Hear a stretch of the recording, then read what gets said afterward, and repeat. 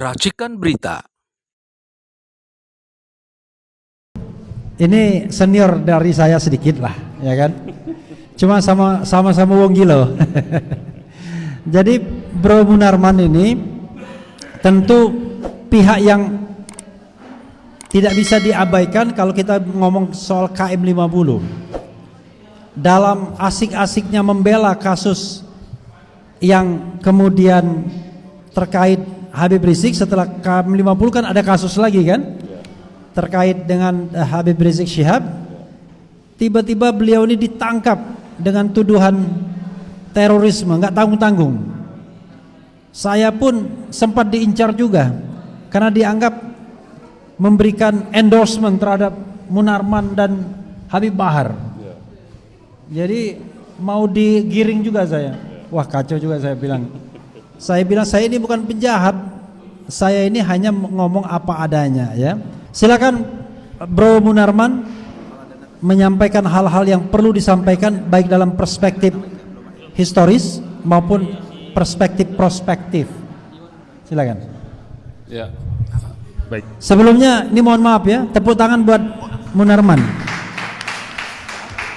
Jadi langsung saja, sebetulnya poinnya apa? Kalau dalam konteks advokasi ini kita ini sampai hari ini sebetulnya masih tetap melanjutkan penuntasan kasus ini secara hukum. Nah, problem yang kita hadapi sekarang ini, opini yang dikembangkan oleh banyak pihak, ya, itu dengan 2 orang kemarin polisi yang diadili di Pengadilan Jakarta Selatan dekat sini, itu dianggap bahwa itu kasusnya sudah selesai dan sudah tutup. Itu poinnya, ya, yang mereka ingin kembangkan, yang mereka ingin propagandakan.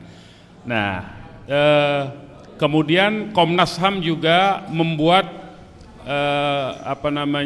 penyesatan informasi, saya katakan begitu ya, dengan menyebut ini sebagai sebuah perbuatan yang dikategorikan sebagai unlawful killing, ya.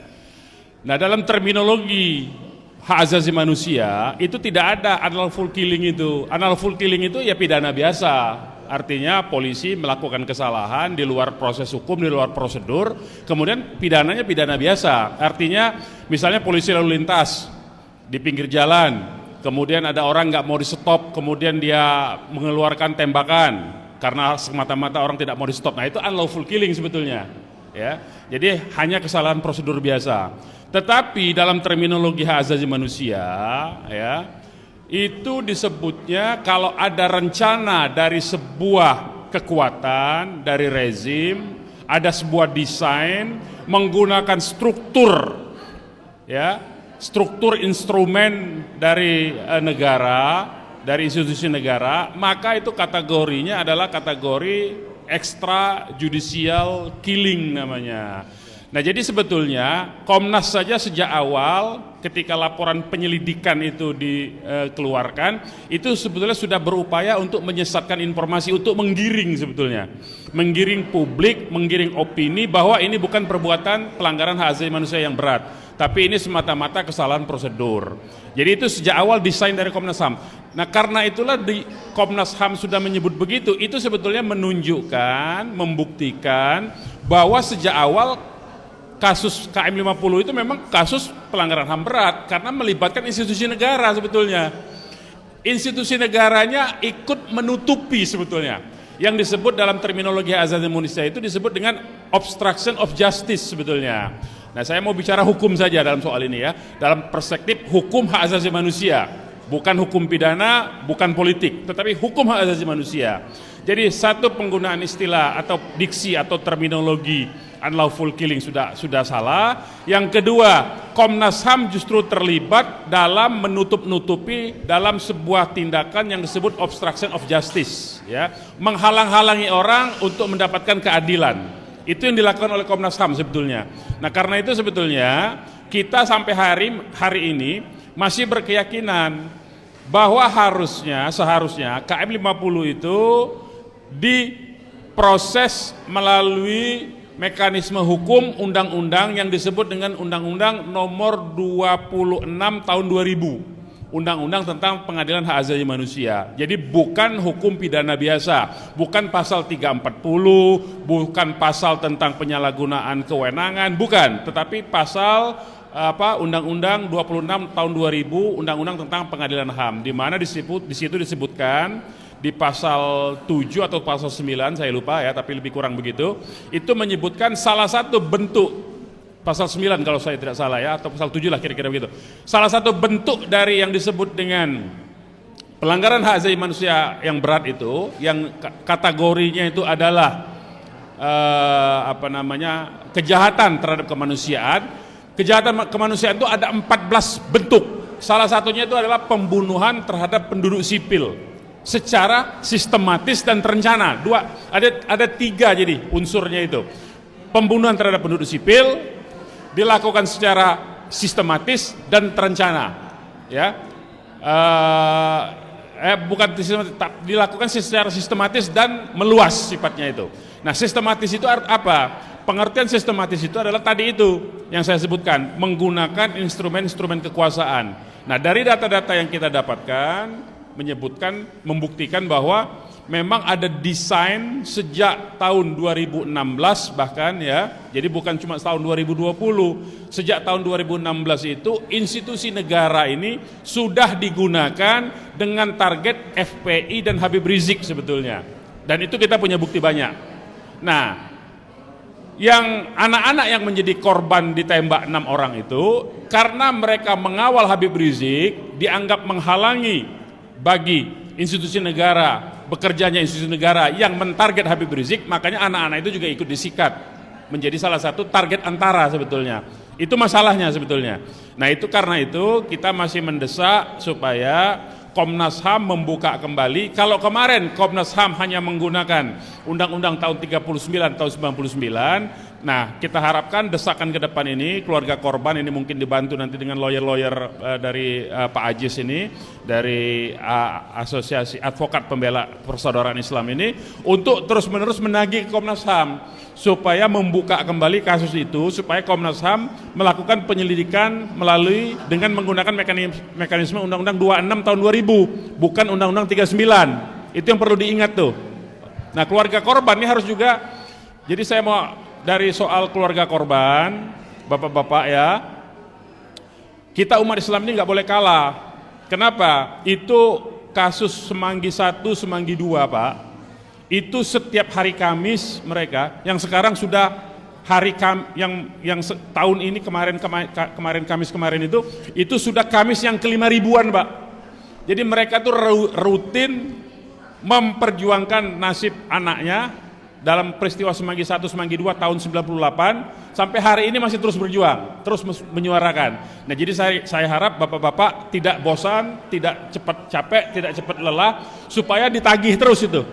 Didatangi itu Komnas, minta bantuan dengan pengacara-pengacara ini untuk datangi Komnas, mendesak supaya Komnas itu terus melakukan penyelidikan dalam konteks Undang-Undang 26 tahun 2000. Jangan pakai Undang-Undang 39 tahun 99 lagi.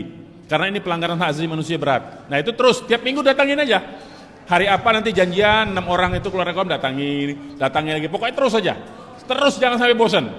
Tadi yang saya contohkan, kasus Semanggi 1, Semanggi 2 sampai hari ini masih jalan mereka. Tidak bosan, tidak berhenti. Itu langkah pertama. Nah, langkah kedua sebetulnya ini Pak Ajis sudah melakukan langkah-langkah yang cukup maju, saya kira. Sebetulnya kita mau koordinasi dengan teman-teman pengacara yang ada di luar negeri, yang dihukum sistem hukum nasional mereka itu menerapkan sistem hukum di mana sebuah pelanggaran hak asasi manusia itu bisa dituntut di negara mereka walaupun kejadiannya bukan di negara mereka.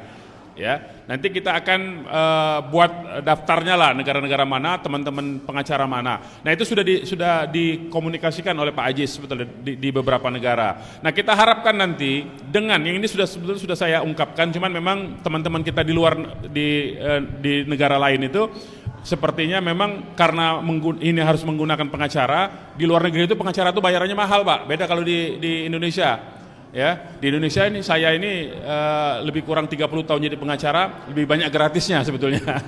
Nah, kalau di luar negeri mahal bayaran pengacara itu, walaupun kasusnya kasus seperti itu.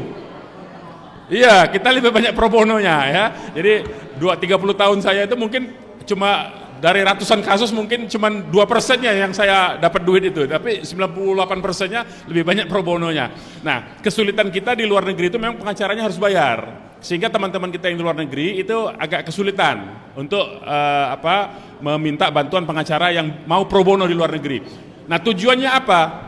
Jadi pelaku-pelaku, pihak-pihak yang bertanggung jawab dalam pelanggaran hak asasi manusia berat yang terjadi di KM 50 ini, kalau dia melakukan perjalanan ke luar negeri di tempat negara yang kita mendaftarkan gugatan itu, seketika mereka masuk ke dalam bandaranya, keluar dari pintu imigrasinya, bisa ditangkap oleh aparat keamanan di sana dan ditahan.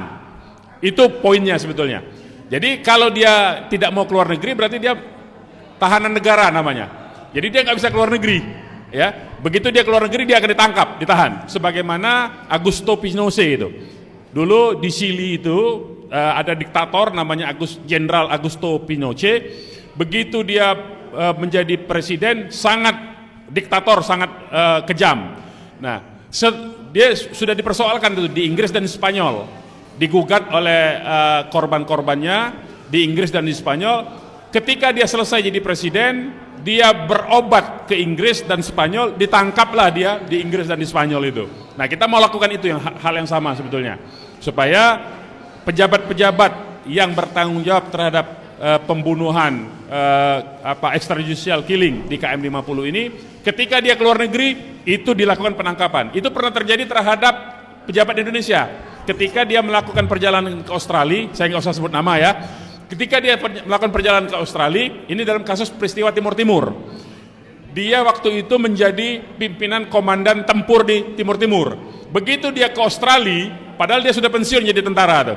Begitu dia ke Australia, polisi Australia mengeluarkan surat penangkapan, dia tidak berani keluar dari airport, langsung balik lagi ke Indonesia. Kan efektif juga sebetulnya, walaupun dia tidak sempat ditangkap. Nah, jadi kita mau melakukan hal yang sama dalam konteks KM 50 ini. Nah, orang-orangnya siapa? Nanti kalau gugatannya sudah kita daftarkan di luar negeri itu baru kita umumkan siapa-siapa orang yang ketika dia di negara itu dia akan ditangkap. Jadi nanti itu kita akan sebarkan. Jadi itu mungkin yang bisa saya berikan informasinya, supaya dengan maksud supaya apa? Supaya kita semua terus menuntut KM 50 ini, bahwa KM 50 ini belum selesai dengan dibebaskannya, dilepaskannya, bukan dibebaskannya, diputus onslah namanya itu. Jadi di pengadilan itu ada putusan bersifat prispa, ada yang putusan bersifat onslah. Kalau prispa itu berarti dia tidak terbukti, tapi kalau onslah dia terbukti tapi disebutnya bukan melakukan tindak pidana, ada alasan pembenar. Nah, kemarin di Pengadilan Jakarta Selatan ini disebutkan dia dilepaskan dari segala tuntutan, artinya dia terbukti melakukan penembakan, tetapi karena dia disebutnya membela diri. Cerita rekayasanya kan itu yang dibuat oleh Sambo, Ferdi Sambo itu kan cerita rekayasanya tembak menembak, padahal tuh nggak ada tembak menembak yang sama sekali. Kita bisa buktikan dengan bukti-bukti yang ada bahwa mereka itu memang dibantai, diculik, diambil, disiksa, kemudian ditembak mati 6-6-nya itu. Kenapa tidak ada tembak menembak? 6-6-nya mendapatkan tembakan di dada, di jantung, tembakan mematikan semua. Kalau tembak menembak ada yang kena kaki, ada yang kena kuping, ada yang kena kelingking. Nah, itu baru tembak menembak karena nggak sengaja kan. Tapi kalau 6-6-nya ditembak di jantung dengan 2 peluru memastikan kematiannya, itu bukan tembak menembak, tapi itu sengaja ditembak. Memang sengaja ditembak dan dari jarak dekat. Kenapa dari jarak dekat? Karena masih ada sisa mesiunya di tubuh korban. Jadi itu yang harus kita terus-menerus tuntut di publik ini, supaya publik ini tidak gampang dikibulin bahwa dengan 2 orang kemarin itu memang dikorbankan, itu sengaja. Memang begitulah cerita rekayasa. Itu juga yang membuktikan bahwa mulai dari institusi penegak hukum, mulai dari aparat penegak hukum sampai dengan pengadilannya pun ikut terlibat menutupi kasus itu. Kan Pengadilan Jakarta Selatan itu sebetulnya ikut terlibat. Terlibatnya kenapa? Seolah-olah memang betul-betul ada kejadian tembak menembak dan membebaskan orang itu kan sebetulnya bagian dari rekayasa. Itulah yang disebut dengan rencana yang sistematis dalam kategori unsur pelanggaran HAM berat itu. Jadi itu yang membuktikan bahwa itu pelanggaran HAM. Demikian. Ya, tepuk tangan buat Munarman.